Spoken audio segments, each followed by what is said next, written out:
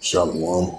First and foremost, I'd like to give all praises and glory and honor to Yahweh Ba'Shem, Yahweh Shai, Bahashem, Wakar Kadash, and the Heavenly Father, true name is Yahweh, and his only begotten Son, Bahashem, and the name of Hamashiach Yahweh Shai.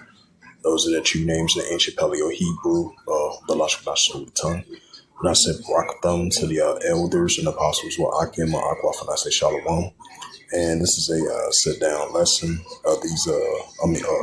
Sit down lesson as of June the 4th, 2026, on this Thursday night of the Wars and Rumors of Wars. That's going to be titled sit down lesson, Wars and Rumors of Wars news updates.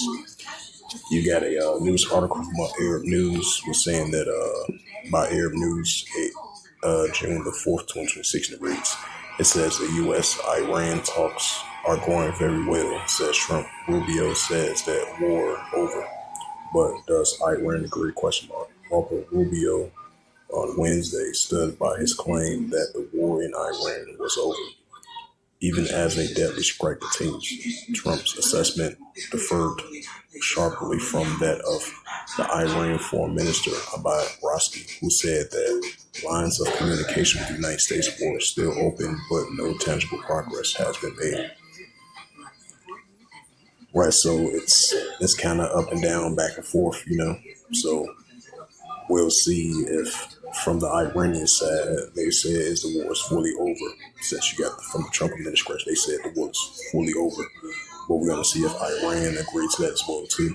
Even though they've been having talks, even though it's been up and down, kind of shaky. So we're gonna see what's take place in these next couple of days. See if they can be able to have some progress with this supposedly this deal that you're gonna have, to fully end the war on both sides. But the scriptures do say, Matthew's 24th chapter, you still gonna be hearing wars and rumors of wars. And this is a video. I mean, not a video. This is another news article published by Naljal Hashari, if I pronounce his name right, June the 4th, 2026, from airnews.com. It says Hezbollah reject the last exit ramp up U.S. broker trust. Alan urged implementation. The joint base Israeli statement released at dawn on Thursday, Beirut time, says out that both Israel and Lebanon has, under American sponsorship, agrees to implement a ceasefire. Hezbollah Secretary General Nami Qassem said that the outcome of the absorbed humiliation and disgraceful direct negotiations is reflected in the Washington's announcement. So the leader of Hezbollah, he was saying that they rejected the ceasefire, but according to the Trump administration, I believe from time of Israel saying that he spoke with Hezbollah, he was saying that they did, agree to to the ceasefire, and they saying progress is going well. So we're gonna see how that plays out. But you did have the Hezbollah secretary was mentioned that they rejected the ceasefire, and then they're not going to fully remove themselves, withdraw themselves from, over there in Lebanon and Beirut. They're going to continue to go against the aggression from the Israel Defense Force in self-defense. It says Iran plans a major settlement push across occupied West Bank. Most nations consider the Israeli settlements to be illegal under the international law. Right now, it's Isaiah 10, verse 1 to verse 2. It says UN nuclear watchdog raises proliferation fears of Iran sites. Read this news article.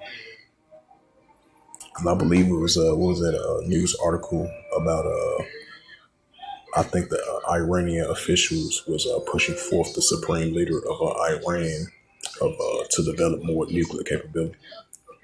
Keep that in mind as well too.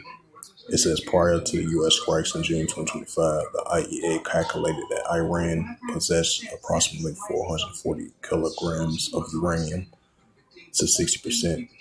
Because you had what was the Trump administration was saying that without a deal, they can definitely get the uranium take away from Iran, and they can receive it. Because you had, what was that? About a couple of weeks ago, you had the supreme leader of Iran made a statement. He was saying that they're not going to give away their uranium. I would say non-uranium and uranium that creates potentially, because Iran was saying that this uranium is not caused to build nuclear capability. They were saying that it's for nuclear, for nuclear energy. That's what that's about, not nuclear weapons or missiles, nothing like that. But this Trump administration, they kind of think in their mind, they kind of think it's nuclear missiles and nuclear capability and all that. But it's really like the nuclear plant creating nuclear energy. That's what that is. So I had a sad note to that. It says Fianna, the UN Security Agency, reaffirmed the confidential report seen by the AFP on Thursday that the lack of access to varying nuclear material in Iran poses a proliferation concern, calling on the Islamic Republic to engage in the agency's constructively. The International Atomic Energies (IEA) has access to some nuclear facilities in Iran since Israel and the United States launched a 12-day conflict in June 2025 that saw strikes on nuclear sites. Nuclear sites have also been struck in the war that erupted on February the 28th. The IEA repeatedly urged access. With that, agencies acknowledged that the military attacks on Iran's nuclear facilities and sites have created an unprecedented situation. It is critical for the agencies to conduct a verification activities in Iran without delay. The IEA says in the report, it says the report is to discuss at an IDA Board of Governors meeting next week.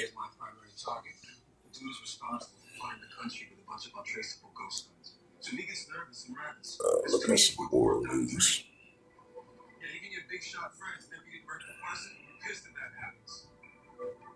It says, right while the Russia-Ukraine situation is still heating up, it says, this is from Arab News, published June the 5th, 2026 from AP.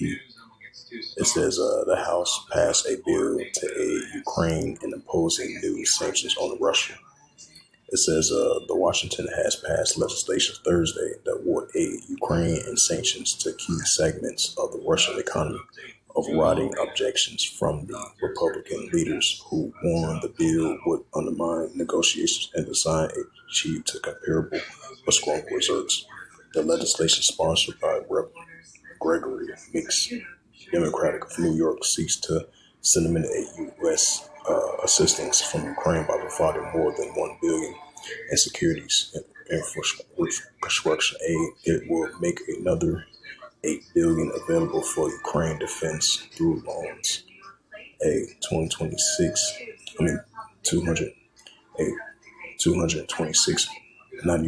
195 vote is a sign of impatience with President Donald Trump's approach to the war and represents the House a second major foreign policy break. The Trump this week, the day before the House for the first time approved the War Powers resolutions aimed at halting U.S. military action against Iran. Supporters were able to force action in the Ukrainian bill by gathering 218 signatures on a discharge petition and a legislation tool that allows a majority of the House to effectively bypass leadership. Once a rarely successful House member has used the potential tools, Congress to pass a bill to release the government files, which I'm not going to say, the e-files. I just call it that way, the e-files. It says, and it's extending health care subsidies to many of those who have coverage through the Affordable Care Act through latter measures flattered the Senate. Meek says that the question before the House was simple. Would it help Ukrainians negotiate from a position of strength or help Russia outlast American resolve? It says we all want this war to end. Meek said the question is how we will abandon Ukraine and force us into a terrible deal that what Vladimir Putin is counting on, or we, this will body, live up to the commitments we have made since the start of this war. The vast majority of Republicans opposed the measure. Representative French Hill, the chairman of the House Finance Service Committee, said he is a steadfast supporter of Ukraine.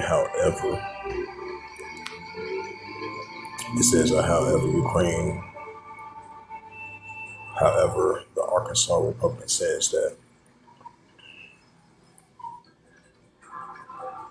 it says the House Republican. However, the Arkansas Republican says that the House was confronted by a flood of outdated measures that call for less in funding a Ukrainian security assistance compared to what Congress have agreed to as a part of this year's defense policies. And another session could lead to decrease in defense and spending by some NATO members, he warned. Representatives Brian Mesk, the chairman, Slovakia, of the chairman, Slovakia,